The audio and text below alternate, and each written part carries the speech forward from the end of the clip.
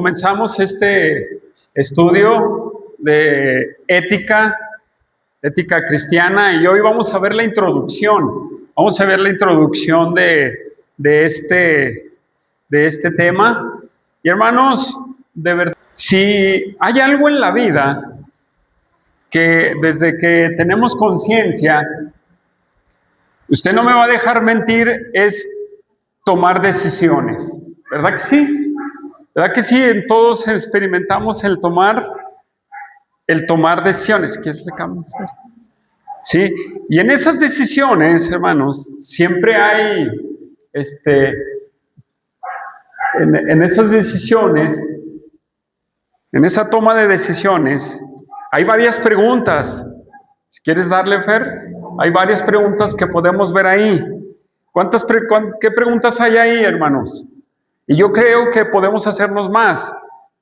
Es, ¿cómo comportarme? ¿Sí se ve? ¿Cómo pensar en tal cosa? ¿Cómo definir una situación? ¿Estaré haciendo lo correcto? ¿Sí? ¿O cómo voy a actuar? ¿Qué nos determina el fin de situaciones donde no entendemos y no sabemos la respuesta, hermanos? O tenemos la respuesta, pero a la forma de nuestro pensamiento, cómo la cultura nos ha marcado, como Zacatecas se mueve, ¿sí? Porque en Guadalajara piensan diferente que en Zacatecas. En León piensan diferente que en Zacatecas, ¿o no? Sí, y definen a veces las cosas de otra manera o las piensan de otra manera, ¿sí? Pero, hermanos, para decisiones en cosas fuertes, para decisiones, ¿cómo lo podemos llamar? En decisiones en situaciones concretas, ¿sí? En el punto, por ejemplo, del aborto. ¿Qué opino yo acerca del aborto?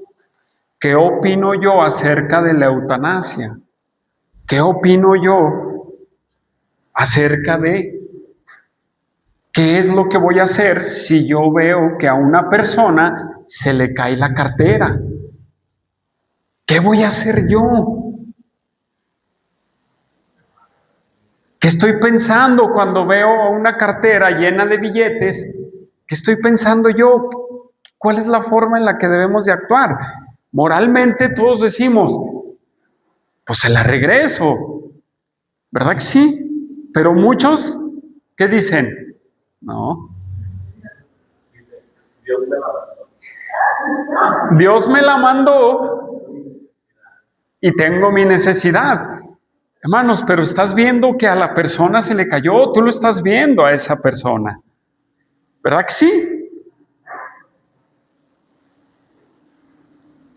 Hermanos, y hay muchísimas preguntas que nos hacemos. ¿Qué voy a hacer si alguien me da un puñetazo en la cara? ¿Qué voy a hacer si alguien me insulta? ¿Sí? ¿Qué voy a hacer ante una enfermedad terminal? ¿Sí o no? ¿O poco no se han puesto a pensar tales cosas? Sí. Va desde ese hecho hasta el hecho de la cartera o hasta el hecho de cómo nosotros contestamos a una agresión. Y es tomar una decisión. Es saber cómo reaccionar.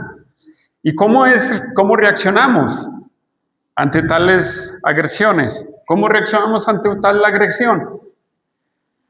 Usted no le dice a la persona, Dios le bendiga, ¿verdad que no? Dice la verdad que no. ¿Cómo reaccionamos ante eso? Reaccionamos a mi carácter, a mi forma de pensar, a cómo estoy acostumbrado. ¿Sí? Entonces, hermanos, hay que, en este en este vasto mundo, hermanos, el cual ya nos tiene ahogados con sus pensamientos. Hoy en día podemos ver cómo hay muchísimos temas acerca, por ejemplo, de la sexualidad. Hombres creyéndose mujeres, mujeres creyéndose hombres, hombres creyéndose animales, ¿sí? Entonces, ¿cómo vemos todas esas situaciones? ¿Cómo vemos a una persona que es mentirosa? Soy mentiroso, etcétera, etcétera, hermanos. ¿Sí? Entonces, hay muchas cosas, muchas preguntas sin responder. No las respondemos, porque las respondemos según mi criterio. Pero, hermanos, quien nos va a ayudar a responder eso es la ética, hermanos. La ética cristiana. Pásale, Fer, por favor. Sí, me puedes ayudar ahí. Y la pregunta es, ¿qué es la ética? Antes de que le pasemos a la siguiente, espérame. ¿Qué es la ética? ¿Qué es la ética, hermanos? ¿Qué es? Dice, hermano, hacer lo correcto. Pero vamos a ver, ponle, Fer, la siguiente. La ética. ¿Y la que sigue? ¿Qué dice ahí? Es una disciplina filosófica que se ocupa de estudiar y analizar los conflictos morales y los principios que guían el comportamiento humano. Nos marca lo bueno y nos marca lo malo. Esta definición es una definición en base a una persona que no es cristiana. Esta definición es una definición de una persona que no es cristiana. Pero si ya una definición mundana nos está diciendo que es analiza los conflictos morales, ¿sí? Eso también lo vamos a ver más adelante, lo que es la moralidad, hermanos. Los conflictos morales y los principios que guían, ¿qué es? A ver, vamos a subrayar ese, el comportamiento, ¿sí? El comportamiento humano nos marca lo bueno y lo malo. Entonces, la ética, secularmente hablando, nos está diciendo que es bueno y que es malo. Y eso lo podemos ver, ¿no? ¿Qué es bueno, qué es malo? ¿Es bueno que yo le dé un navajazo a Manuel? No, ¿verdad que no es bueno? Y lo entendemos, ¿verdad que sí? No es bueno. Entonces, ¿qué es lo bueno ahí? Que yo llegue y le dé un abrazo. ¿O no? Sí, ¿no? Entonces, pero pásale a ver cómo la definen la ética cristiana, hermanos. ¿Cómo definen los cristianos la ética? Ponle si la que sigue, Fer, por favor. Entonces, la definen de esta manera. Se define como un sistema de principios que intenta integrar la filosofía y la teología como base y el filtro de las ideas y principios que nos permiten evaluar y vivir la vida correctamente. Les voy a hacer una pregunta. ¿Cuál es la diferencia entre la primera definición y la segunda? ¿Cuál es la diferencia entre las dos? Que es una filosofía, que es un sistema de principios, ¿sí? Que integra la teología como filtro para el comportamiento humano, ¿sí o no? Y para enfrentar la vida bajo los principios de la teología, hermanos. Bajo los principios. Entonces, la diferencia entre una y otra es que la otra es de una forma tan general y no integra la filosofía, pero sin embargo integra la moral del bien y del mal. Pero la segunda, que definimos como ética cristiana, es que integra principios que van juntos con la teología, que es el filtro por el cual vamos a definir nuestro comportamiento y cómo vivir la vida de una manera más correcta. ¿Verdad que sí? De vivir la vida más correcta. Entonces, este es un punto muy importante, hermanos. ¿Sí? Entonces, podemos decir que la ética nos da la respuesta de lo que es el bien y el mal, pero sin dejar afuera lo que es la teología. Si dejamos la teología afuera, hermanos, la ética del mundo, hermanos, es muy vasta. Ahorita lo vamos a ver, ¿sí? Y es muy diferente a la ética cristiana. La ética cristiana tiene la base, no solamente esa filosofía, sino la teología, hermanos. ¿Me puedes pasar, Fer, la siguiente? Y hermanos, ahí tenemos una grande verdad. Sí, ahí está, ahí hay 2 versículos. Si quieren ayudarme en Filipenses 2:13, si quieren ir para allá, Filipenses 2:13.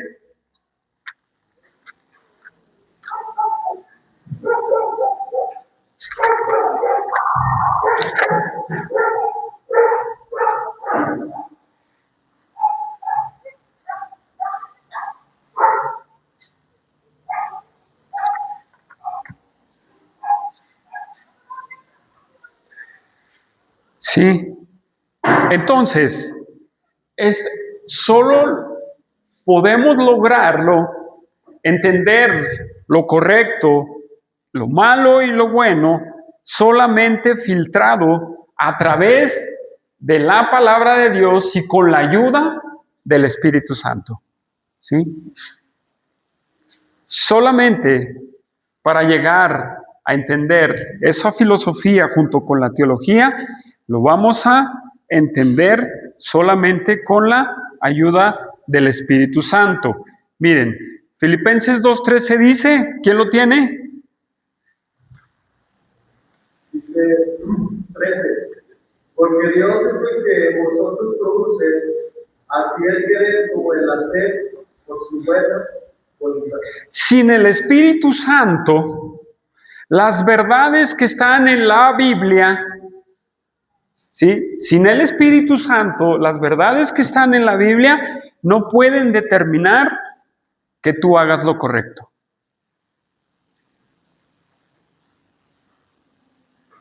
Sin la Biblia, sin el poder del Espíritu Santo, hermanos, Dios no pone el querer como el hacer.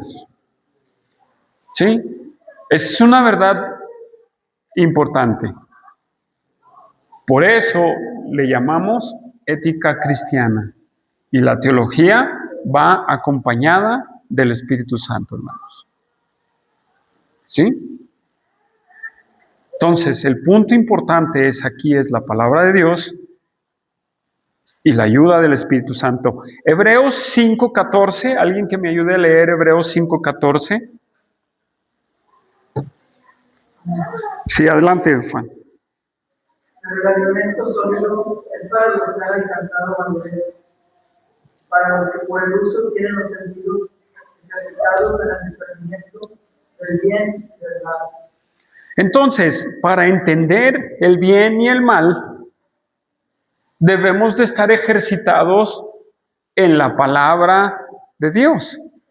Debemos de tener la palabra de Dios como base y el Espíritu Santo es el que nos va a dar ese entendimiento, porque nuestros sentidos tenemos que ser ejercitados ¿en qué, hermanos? En el bien y en el mal. Alguien que se dice cristiano y comete errores completamente y vive una doble moral, que podemos decir que en la iglesia es uno y en su casa y allá afuera es otro. Le voy a preguntar, ¿esa persona tendrá bien ejercitado el discernimiento para entender lo que es bueno y lo que es malo? Fíjese que sí lo entiende. Sí, fíjese que sí lo entiende. Pero ¿cuál es el cortocircuito? ¿Cuál es el cortocircuito, hermanos, ahí? ¿Cómo podemos ver ese cortocircuito? Si Hebreos nos dice, para los que han alcanzado madurez, ese alimento que es la palabra, nos ejercita nuestros sentidos, ¿sí? Están ejercitados y nos da el discernimiento para entender el bien y el mal. ¿Qué opinan ustedes? ¿Dónde está el cortocircuito ahí? ¿Dónde, hermanos? Analícelo.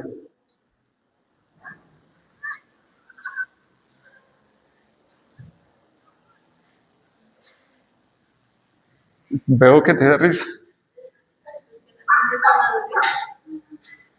No tiene la madurez, dice. ¿Quién más? ¿Quién quiere participar?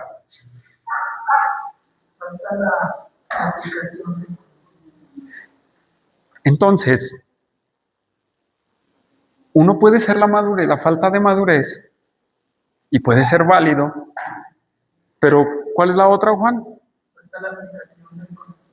¿Por qué faltaría la aplicación del conocimiento? ¿Por qué faltaría la aplicación del conocimiento?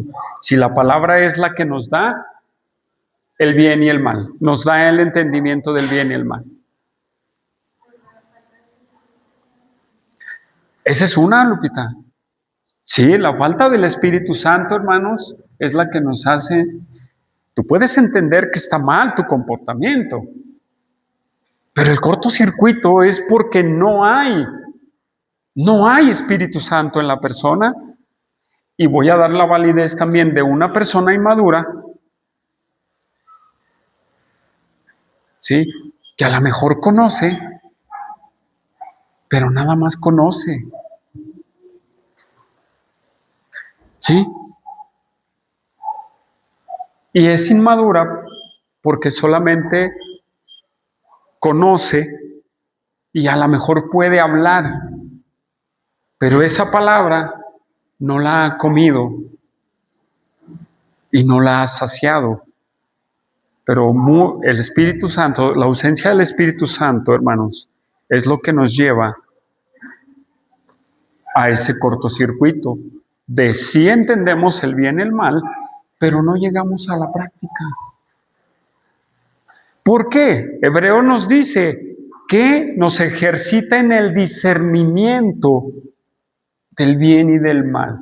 Voy a hacer una pregunta. ¿La gente del mundo tiene discernimiento? No. No tiene discernimiento. Tiene percepción, hermanas. Y es muy diferente a lo que es el discernimiento. ¿Qué es el discernimiento, hermanos? Yo le voy a decir, cuando el rey Salomón empieza su reinado, él ora a Dios y le pide sabiduría. Le pide sabiduría. Y esa palabra sabiduría es discernimiento. ¿Sí? Es discernimiento. La gente tiene percepción, percibe, capta. El Hijo de Dios entiende con sabiduría, hermano, con entendimiento. ¿Sí? ¿O no hay una diferencia entre el discernimiento y la percepción? Sí hay una diferencia, hermanos. Completamente hay una diferencia. ¿Por qué? Porque el discernimiento dado por el Espíritu Santo es un don, hermanos. Es algo que viene del Espíritu Santo. Si vamos a los dones, ¿verdad? Si vamos a los dones, hay un don que había en la iglesia primitiva que era el discernir a los espíritus. ¿Verdad que sí? Y ese discernimiento todavía existe, hermanos.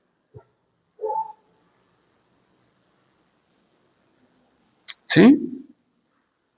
Entonces, si hay una grande diferencia. Entonces, la palabra de Dios es la que nos va a determinar qué es lo bueno y qué es lo malo con la obra del Espíritu Santo en nosotros. Sin el Espíritu Santo, hermanos, no podemos discernir ese bien y ese mal.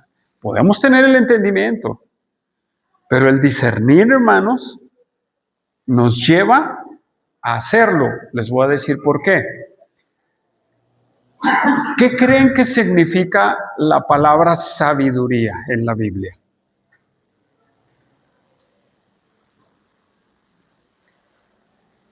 ¿Qué creen que significa la palabra sabiduría?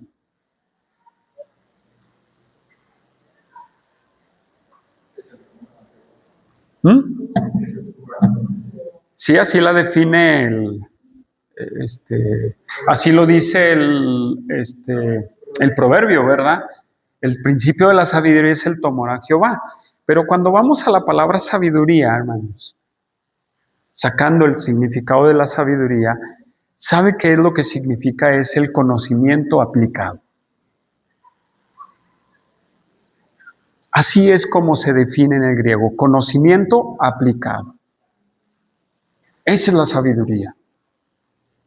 Entonces, tiene sentido cuando dice, es el principio de la sabiduría, es el temor a Jehová. ¿Qué quiere decir? Que tenemos el entendimiento y lo vamos a aplicar. Eso es ser sabiduría. Ya ve que sí hay una diferencia entre discernimiento y percepción. ¿Sí? Ese discernimiento viene de la palabra de Dios y del Espíritu Santo. ¿Sí, hermanos? ¿O no? Entonces, hermanos, la palabra de Dios es la que nos va a dar, y la obra del Espíritu, lo que es el bien y el mal. ¿Sí? Y eso es la ética. De ahí viene el conocimiento de la ética. ¿Sí?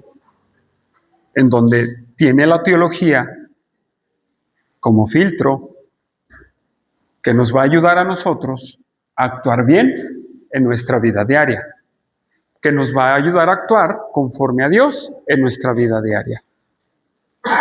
La ética nos va a ayudar a vivir una vida como Dios quiere. Pero puntualizo este punto con la obra del Espíritu Santo y la palabra de Dios, hermanos. No se pueden separar. ¿Sí? No puede separarse la obra del Espíritu Santo con de la palabra de Dios. ¿Sí? Bueno, eso es lo que significa, o eso es lo que es la ética cristiana, hermanos. ¿Sí? Esa es la ética cristiana. Va a ser el filtro por el cual tenemos que definir nuestro comportamiento. Pero, hermanos, la ética del mundo es muy variable. La ética del mundo es muy variable. Muy variable. ¿Sí? Hay un sinfín de éticas en el mundo. Eso lo vamos a ver en la siguiente clase. Pero muy vasto. Hay ética en donde la emoción es la que determina. Lo que yo sienta, si me siento bien, eso determina mi comportamiento. ¿Sí? Hay otra que se define en base a la sociedad en donde vivimos. ¿Sí? Es que así estamos acostumbrados a hacerle, así es como funciona aquí y así le vamos a hacer. ¿Sí? Ese es otro tipo de ética. Pero nos enfrentamos, hermanos, a varios problemas. Si quieres, puedes darle, Fer, por favor. Nos enfrentamos a varios problemas. Dale, Fer. Nos enfrentamos a 7 problemas, hermanos. A 7 problemas. Y al primero que nos enfrentamos es al humanismo, hermanos. ¿Sí o no? Nos enfrentamos al humanismo. ¿Qué es el humanismo? ¿Habrá ética que se define en base al humanismo? Sí. Es el hombre la medida de todo y es el centro de todo. El humanismo es que el hombre es el centro y la medida de todo. No hay más. Es el hombre. El asunto es que el humanismo, que también es una filosofía, es una forma de práctica, se ha introducido en la iglesia. ¿Sí sabía? Centrado en lo humano. Y ahora se ha vuelto en la iglesia así. Entonces, hay eso que ha entrado a la iglesia. Otro, hermanos, es el secularismo. El secularismo hace referencia a un tiempo, o una época, o un periodo de tiempo, pero se define como una filosofía o como una forma de pensar que guarda una relación con vivir en el mundo. ¿Sí? Es una relación de vivir en el mundo. Ese es el secularismo. Así es como vivimos. Así es como nos desenvolvemos. Así es como yo debo de andar. ¿Sí? Es que así le hacemos aquí en Zacatecas. Ya lo determinó la sociedad. Ya lo terminó la sociedad. Ya es algo normal. ¿Sí? Y ese es el secularismo. Hermanos, otro es el materialismo. ¿Qué es el materialismo? Dice, el sentido de materialismo no es que proviene de la materia, ¿sí? Sino que se define de la siguiente manera. Las cosas materiales son importantes porque nos dan el valor. Dentro de la iglesia también hay materialismo. Hay secularismo, hermanos. También les voy a decir secularismo, ¿por qué? Porque el evangelio lo adaptas a la cultura. Sí, lo adaptas a la cultura. Y el materialismo también ha infiltrado a la iglesia. ¿Por qué? Porque si tú no eres próspero, tú no estás bien espiritualmente. Y usan pasajes del Antiguo Testamento, muchas cosas de eso, para decir, ya ven, el rey David era rico, Abraham era rico, todos eran exitosos, pero ¿qué Jesús dijo? ¿Qué Jesús dijo? Yo no tengo ni dónde recostar mi cabeza. ¿Dónde moras? Vengan y vean. Y más adelante, dice, el Hijo del Hombre no tiene en dónde recostar su cabeza. Entonces, ¿qué pasó ahí? Tomas verdades de bendiciones de Dios y los traes a la iglesia y dices, todos en la iglesia tenemos que ser millonarios. Oiga, pero, y por eso es el pedidero de dinero, hermanos. Piden y piden y piden. Apenas nosotros decimos, deposite lo que Dios trae para Dios. Punto. Y eso se pídele, pídele, pídele. Oiga, hermano, pues es que a mí Dios no me bendice. Estás en pecado.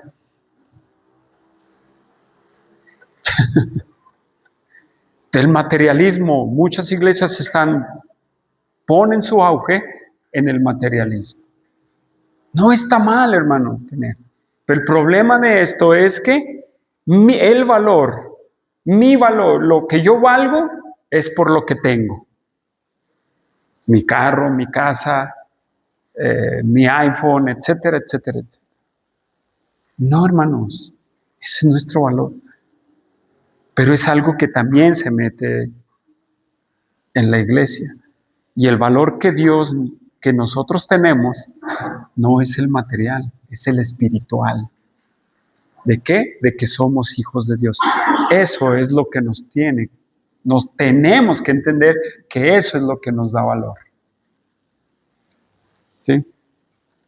En sí, hermanos, los bienes no están mal, ¿sí? El asunto es que nosotros tengamos los bienes para decir, yo estoy bien. O sea, yo, ¿sí? Yo estoy. Y también a lo que dice Ricardo, es algo importante porque también gente demanda y está pidiendo, existe esta competencia, ¿sí? Esta competencia también en donde el vecino tiene, yo también tengo que tener. Por ejemplo, tengo mi iPhone y es lo que me hace feliz, ¿sí? Tengo mi XZ725, no sé, yo no sé de marcas, pero yo nomás veo que ¿ya viste este? Que no, este es el mejor y me siento feliz. Y ojo, cuando eso pasa, ya estás volviéndote materialista, porque el materialismo te está dando el confort y te está dando el bienestar que Dios es lo que te quiere dar, ¿sí? O sea, no está mal, si tú tienes la economía, está bien.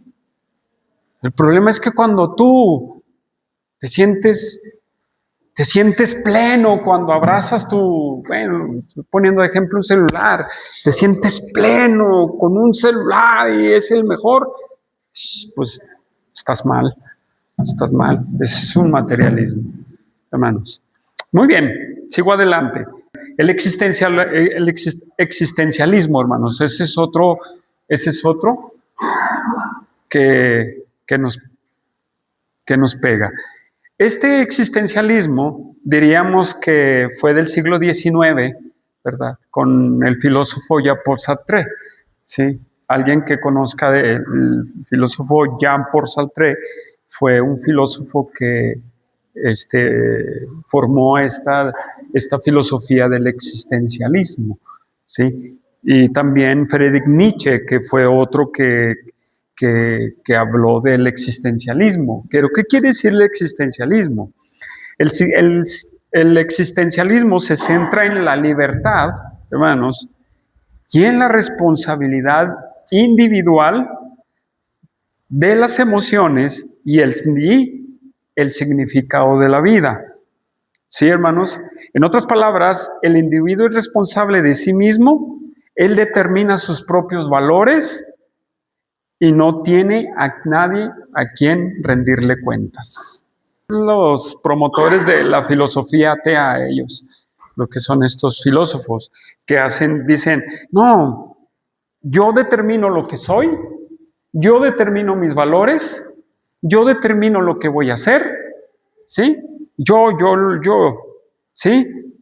Y no le voy a, y además, lo que yo determine, yo soy responsable. Yo soy responsable de lo y no tengo que rendirle cuentas a nadie. ¿Sí? Ahora la pregunta es, ¿existirá existencialismo dentro de la iglesia? Sí, hermanos, sí hay existencialismo. ¿Qué dicen? ¿Por qué le voy a rendir cuentas al hermano? Por ejemplo, voy a poner un ejemplo. Alguien que está discipulando a otro. ¿Sí? Alguien que está discipulando a otro. Hermano, la rendición de cuentas es importante. ¿Sí? ¿Cómo vas? ¿Cómo estás? ¿Qué has hecho? ¿No has hecho nada? Y muchos dicen en la iglesia, ¿yo por qué le voy a dar cuentas a un hombre? Está bien, está bien. Dale cuentas a Dios también. Bueno, quita al hombre, pero ni siquiera a Dios le dan cuentas. Y se autogobiernan, ¿sí o no? Aquí en las iglesias hay cristianos que se autogobiernan completamente. Y no, así no es. Abraham y un servidor rendimos cuentas, hermano. Aunque ya estamos acá, rendimos cuentas a un liderazgo por el cual estamos formados, ¿sí? Entonces, en cierta forma, no nos autogobernamos como el que yo voy a establecer lo que yo quiero, lo que yo hago y lo que yo determino, ¿Sí? Entonces, hermanos, tener mucho cuidado con esto. Hay otro que es el hedonismo. El hedonismo es otro problema que enfrenta la iglesia. ¿Qué es el hedonismo? El hedonismo es aquello que ve el placer como el fin y el fundamento de la vida. El hedonismo es aquello os lo voy a repetir, es aquello que ve el placer como el fin y el fundamento de la vida. Todo tiene que ser placentero. No, cuidado y pases un mal rato. Sí, cuidado. Y así es la gente, quiere buscar el placer para no pasar sus malos ratos, entre comillas. Voy a llamarlo la que le llaman la crianza respetable.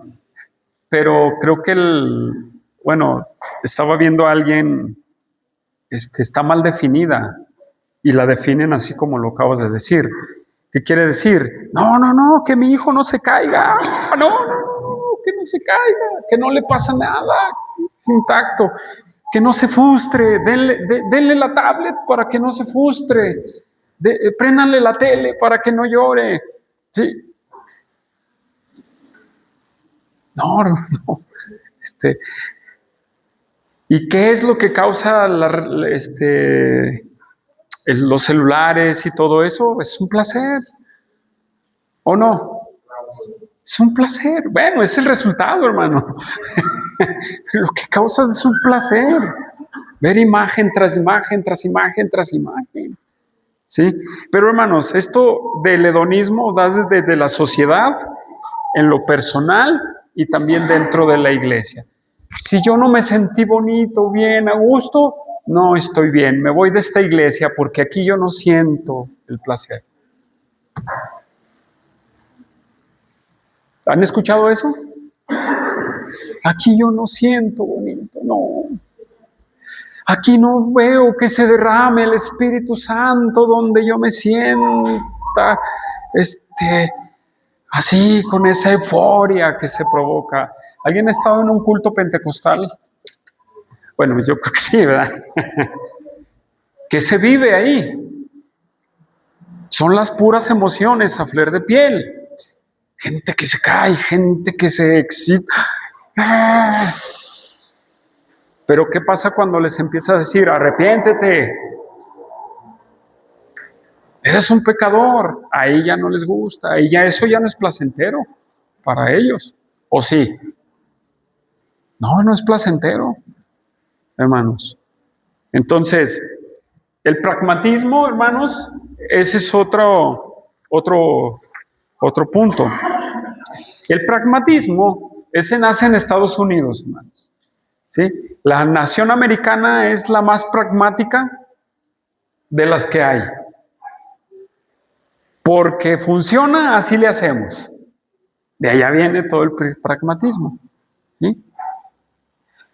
Pero ¿saben qué? Parte del pragmatismo es bueno en la sociedad. Pero a niveles espirituales, hermanos, el pragmatismo es malísimo. ¿Saben por qué? Porque se altera una doctrina fundamental diciendo, como funciona, así lo hacemos. ¿Sí? Porque yo conocí a muchos en varias iglesias, hermanos, y algunos que yo conocí andaban buscando qué hacer para que funcione dentro de su iglesia. ¿Sí? Andaban buscando qué hacer para que funcione. Pues ya uno en el G12. Oye, sí, pero funciona, hermano. Funciona, está llegando la gente. Ah, ok. ¿Sí? Ok, está bien. Que, se me fue el nombre de otro grupo. Apóstoles, ¿cómo se llama? El movimiento apostólico profético. Ese es otro. Oye, pero, no, hermano, es que funciona. La liberación de demonios. Pues vamos a dejarla entrar a la iglesia. Es que está funcionando, está llegando la gente.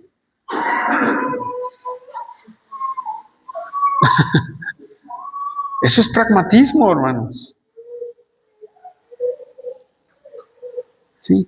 Los demonios están en la sopa. Vamos a meterla, al cabo está llegando la gente, a la gente le gusta oír eso, vamos a traerlas a Cristo así. Ahora, pregunta, hermanos, ¿es la forma de traer gente hacia la iglesia? ¿Como el G12, como el apostólico profético, como los que ven demonios? Ese del coaching, ese es nuevo, ¿verdad? Ese es... el pastor ya no es el pastor, ya es el coach. Vámonos, es el coach, el entrenador. Y sí, es eso. Ahora también le hablaba a mi familia en el devocional. Los pentecostales están en esa de la cuarta ola del Espíritu Santo. El ojo que dio, el ojo de Dios, el ojo que todo lo ve. Y eso vamos a predicarlo, vamos a hablarlo, y así quieren atraer a la gente. Está funcionando. ¿Sí? El pastor Jesús Chuy Olivares tiene muchas prédicas al respecto, de muchas doctrinas de esas. Y él dice, pues es que adaptan lo que quieren, lo que les funciona. Ahora, la pregunta es, ¿cuánto de la iglesia es nacida de nuevo? Porque si lo traemos porque ven y recibe tu milagro, ¿cuánto de eso es nacido de nuevo? ¿Cuánta de esa gente es nacida de nuevo? Y eso es el pragmatismo, hermanos. Hay que tener mucho cuidado con eso del pragmatismo. Porque funciona, lo hacemos. ¿Sí, hermanos? Porque funciona, lo hacemos. Muy bien. El último es una sociedad pluralista, hermanos. Pero ya no me voy a detener en eso. ¿Qué quiere decir el pluralismo rápidamente? Rápidamente para abordarlo. Es que todos tenemos diferentes ideas y esas diferentes ideas tienen que coexistir para el bien de todos. Ese es el pluralismo. ¿Sí? Para un comunista, pues no, ¿verdad? No entra eso. ¿Verdad? Ellos determinan algo y así tiene que ser. ¿Verdad? Pero para los demás dicen, todos tenemos en fin de pensamientos, de filosofías, de ideas. Tenemos que hacer que todo coexista. Eso es el pluralismo, la sociedad pluralista. El asunto es que también viene dentro de la iglesia. ¿Sí? También se infiltra dentro de la iglesia. ¿Qué quiere decir? ¿Qué es lo que pasa con eso? Hermanos, lo que pasa con eso es que, pues mira, Ricardo piensa una cosa, mi hermano Ernesto otra, Felipe otra. Amémonos en Dios. No. No, es que no podemos coexistir un pensamiento, no puede coexistir un pensamiento, hermanos, que no venga de la palabra de Dios. Muchos podemos tener una perspectiva diferente, ¿sí? De algunos temas que son terciarios dentro de la palabra.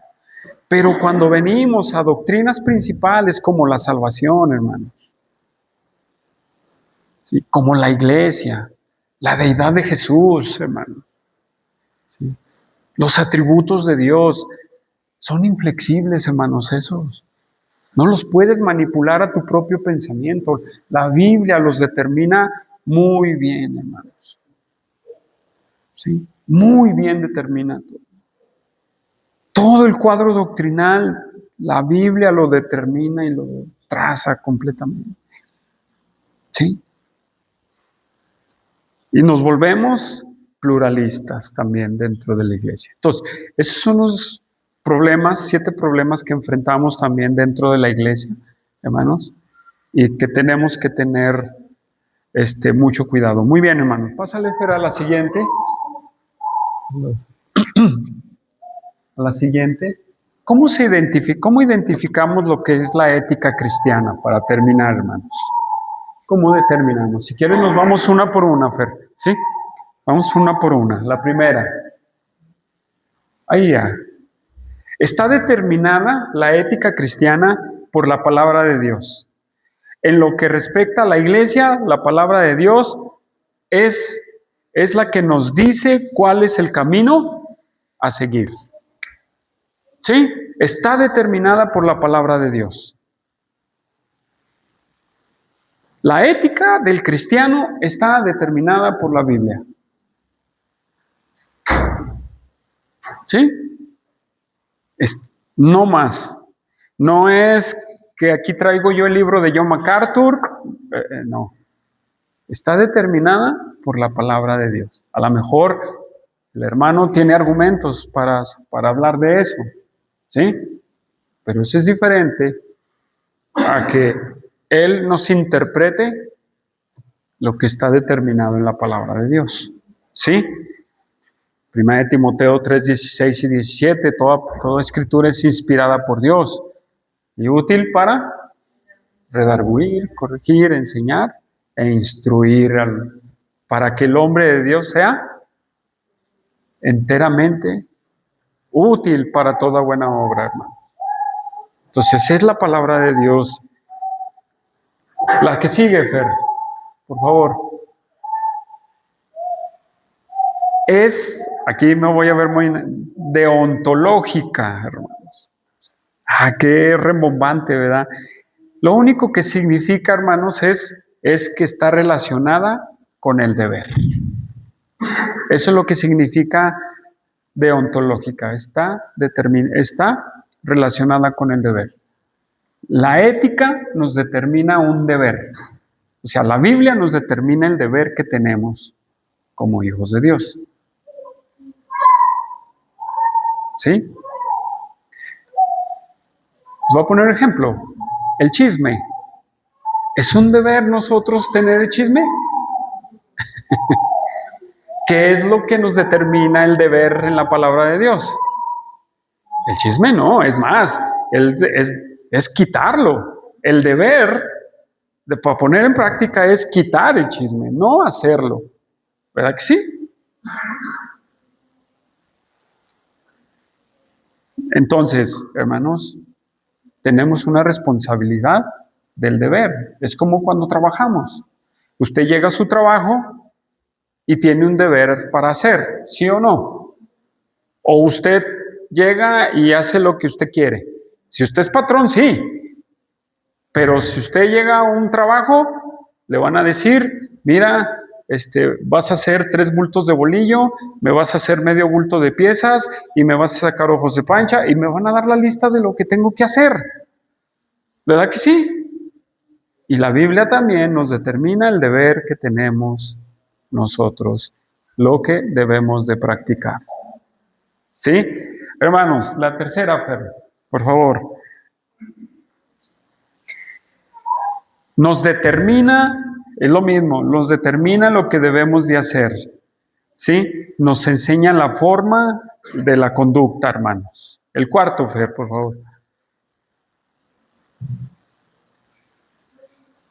Fíjese que lo que dice, tiene el carácter de Dios como el más grande valor. La ética tiene a Dios por encima de todo. Miren, esto es muy común y es muy trillado también en la iglesia. Los cristianos a veces nos engañamos poniendo como al de alto valor a los pastores o servidores. Los ponemos como alto valor, pero hermanos, la ética pone a Dios por encima de todo. Dios es para agradar a Dios. Es para Dios. ¿Sí? Esto es para Dios. Y lo que hacemos es para Dios. Porque para mí Dios vale mucho. ¿Sí? ¿O no? La quinta, Fer, por favor. Tiene la palabra de Dios como la medida de nuestras acciones. Ya citamos 1 Timoteo 3, 16 y 17. La palabra de Dios es la medida de nuestras acciones. Es la medida de nuestras acciones.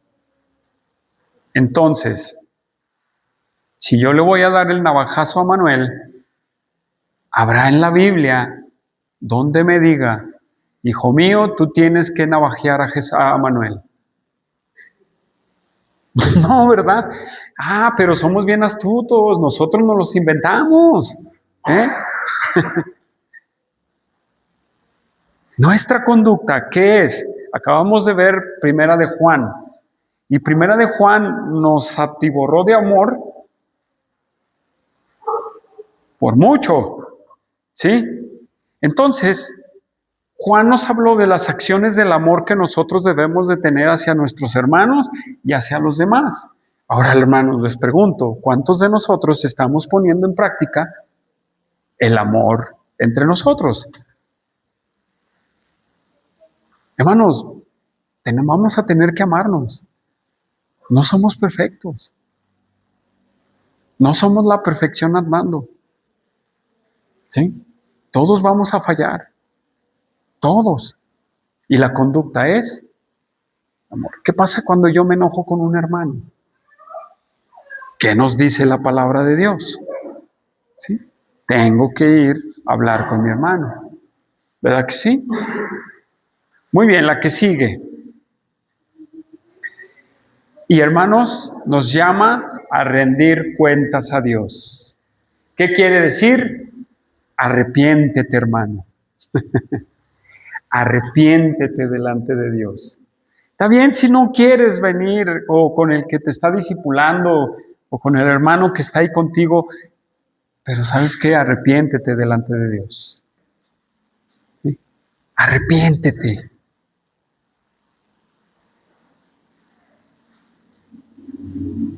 Y esto, hermanos, es lo que vamos a ir desenvolviendo a través de estos estudios. ¿Sí? Vamos a ver el tipo de éticas que hay, cómo nos afectan. ¿Sí? Ya vimos muchas de las filosofías que se ven, hermanos. Ahora vemos la responsabilidad que nosotros tenemos de nuestro comportamiento. Todo está determinado por Dios y por la palabra de Dios. Necesitamos al Espíritu Santo, hermanos. Entonces, un nacido de nuevo no tiene por qué hacérsele difícil. Va a luchar, pero no tiene que ser difícil. ¿Le pasamos a lo siguiente? Dale otro. Conclusión. ¿Qué dice ahí, hermanos? La ética cristiana es una disciplina, es rama del saber o sistema relacionado al estudio de lo que es bueno, que son virtudes, y lo que es malo, vicios, y los deberes humanos.